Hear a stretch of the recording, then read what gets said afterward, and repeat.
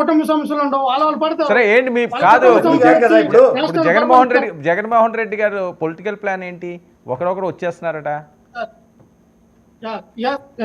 మంచి ప్రశ్న సార్.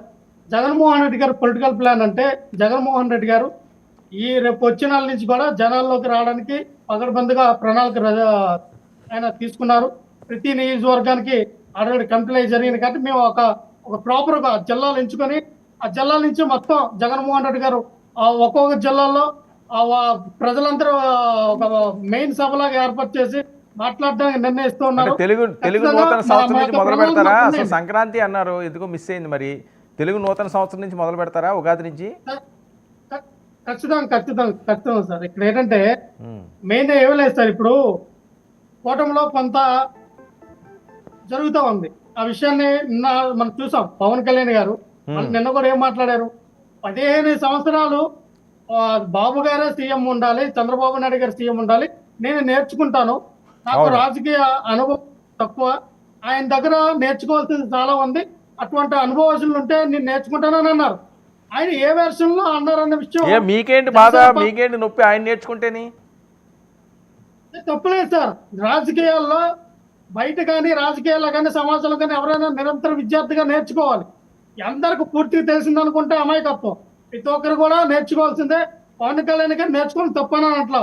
కానీ ఇక్కడ పవన్ కళ్యాణ్ గారు చాలా స్పష్టంగా ఎక్కడ ఒక్కాడించారంటే, బాబు గారు మీరు 15 సంవత్సరాలు మీరుండాలి, నారా లోకేష్ గారిని సీఎంగా పెడితే మేము ఒప్పుకోమని ఆయన చాలా డైరెక్ట్ గా ఇండికేషన్ ఇచ్చారు. ఎందుకంటే రేపు కొత్త సంవత్సరం తర్వాత నారా లోకేష్ గారికి పార్టీ పగ్గాలు అప్పచెప్పడానికి చంద్రబాబు నాయుడు గారు గ్రౌండ్ ప్రిపేర్ చేసుకున్నారు. అనుషాకి తెలియాలి ఇవన్నీ, మనకి చెప్పట్లేదు. అయితే అనుష మనకైతే లీక్ చేయట్లేదు.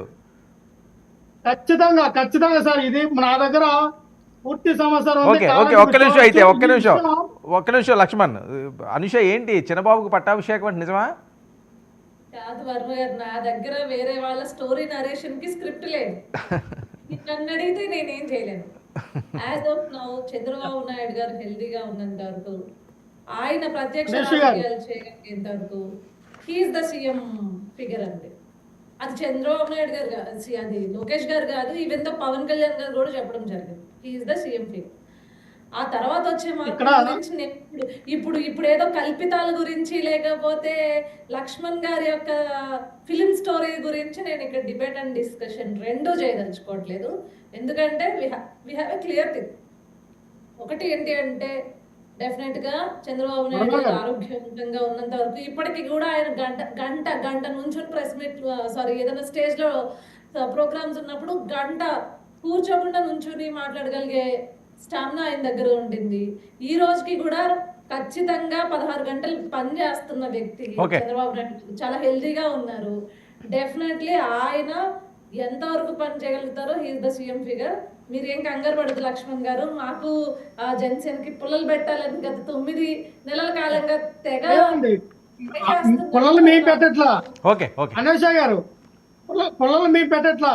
ఆల్రెడీ చిన్న పుల్ల పెద్ద పుల్ల అనేది మీరే పెట్టుకుంటున్నారు. ఆడ ఎక్కడ పవన్ కళ్యాణ్ గారు మన కృష్ణగిరి మాట్లాడారు అక్కడ. 15 సంవత్సరాలు మీరు 15 సంవత్సరాలు అయితేనే అంటే ఇక్కడ జనసేన పార్టీ వాళ్ళు వచ్చారు వేసిన చూడండి. ఒక నిమిషం వెయిట్. ఏంటి కొలిగిపూడి గారి పంచాయతీ ఏంటి ఈ తిరుగురులోని?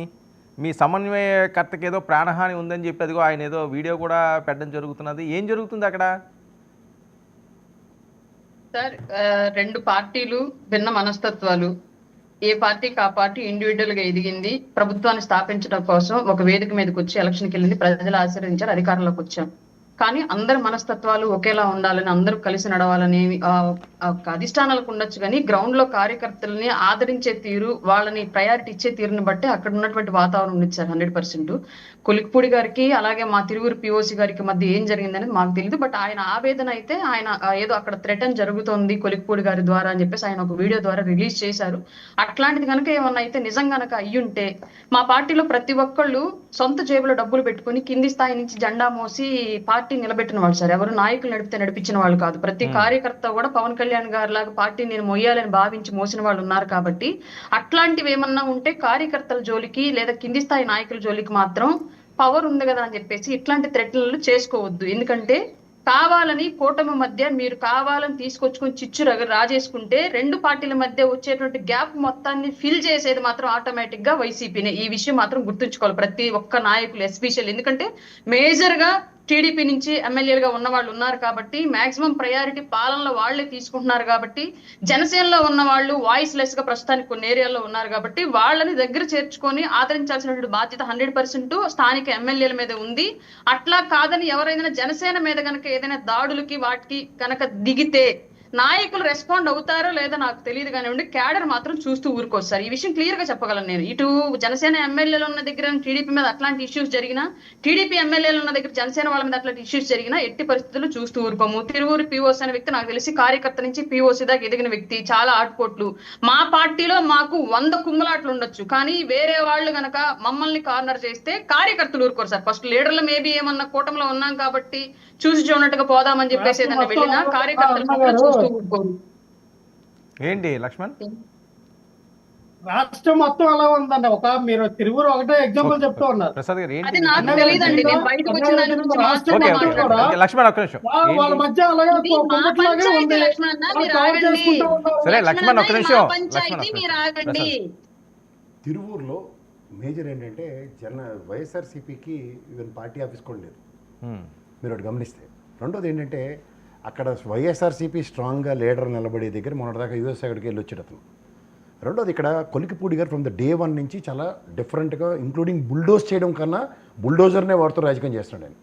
అండ్ వ్యక్తిగతంగా ఒక ఆడపిల్లల మీద దాష్టికం ఇవన్నీ జరిగిన తర్వాత ఒక ఇల్లు కూల్చివేతలో అతని రోలు, సబ్సిక్వెంట్ పరిణామంలో గౌరవ చంద్రబాబు నాయుడు గారే పిలిచి అతనికి వార్నింగ్ ఇచ్చిన ఉదంతం కూడా అందరికీ తెలిసిందే.